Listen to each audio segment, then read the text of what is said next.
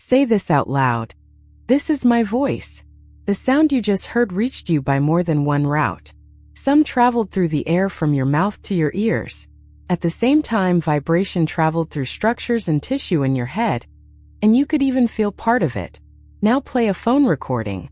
The microphone mostly captured the air route at one position. So is that what other people hear? Not exactly. Your familiar internal route is no longer happening. That is the first reason the voice can sound like a stranger. But your skull ad space is only half an explanation. Every voice sound begins when airflow makes the vocal folds vibrate. The throat, tongue, lips, and nasal passages shape that vibration, and sound radiates into the room. Everyone nearby can receive that airborne signal, but the speaker is attached to the instrument. Mechanical vibration also moves through the head and surrounding tissue. Some of that energy can reach the hearing system through structure-borne pathways, while other vibration contributes to the bodily sensation of speaking. So your live self-voice is not simply an external sound turned up inside your head. It is one event arriving as a combined sensory pattern. Try a safe, simple check. Hum, and lightly touch your throat or cheek. You can feel vibration that disappears when you stop. That touch is not a measurement of what reaches your cochlea, but it proves something important. Speaking is also a mechanical event in your own body. The popular shortcut says bone conduction makes your voice deeper. It can point in the right direction, but it sounds more universal than the evidence allows. Measurements of people hearing their own voice during different phonemes found that the balance between air and bone-conducted components changes with frequency and with the sound being spoken. In other words, your head does not apply one fixed self-voice EQ to every vowel and consonant. Anatomy, articulation, and frequency all matter. If we add bass to a recording, it may feel warmer or more familiar.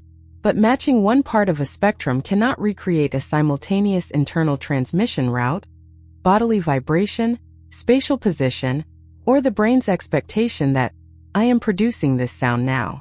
There is no honest universal slider labeled, make this exactly what I hear in my head.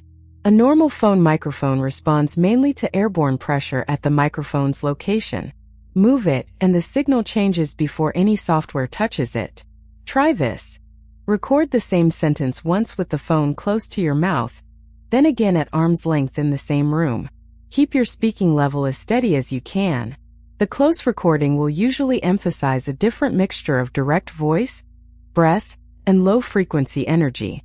The distant recording includes more of the room. This does not isolate bone conduction. It demonstrates that the recording is already a position-dependent sample. Then the phone may reduce noise, compress loud and quiet parts, adjust tone, or combine several microphones. Playback adds another filter: tiny speakers, headphones, volume, and the room around the listener. So when you dislike a phone clip, you are judging a chain voice, position, room processing, and playback, not a perfect acoustic mirror. The missing route is physical, but self-voice is also perceptual. In experiments on self versus other voice discrimination, adding bone-conducted vibrotactile stimulation changed how people recognized self-related voice signals. That supports a broader idea. The voice you identify as mine is normally multisensory. While speaking, your brain also knows the movement command that produced the sound.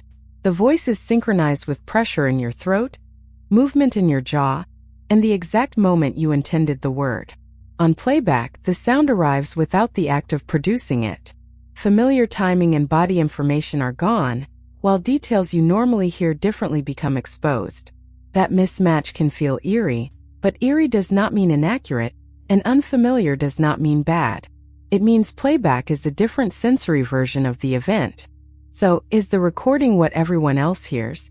Closer, but not exactly. Other listeners do not share the internal structure-borne route happening in your head. They mainly receive the voice radiated into the air. That makes a well-positioned, neutral recording more similar to their signal than it is to your live self-voice. But every listener stands at a distance and angle in a particular room. Their outer ears, hearing, attention, and expectations differ. A phone on a table is not located where every conversation partner's head would be. Its processing is not transparent, and its speaker cannot reproduce every detail. There is no single recording that equals what all other people hear. The useful answer is narrower. Other people are generally more familiar with your external airborne voice than you are.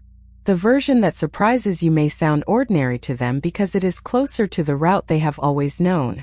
Could software restore the missing experience? Can imitate parts of it?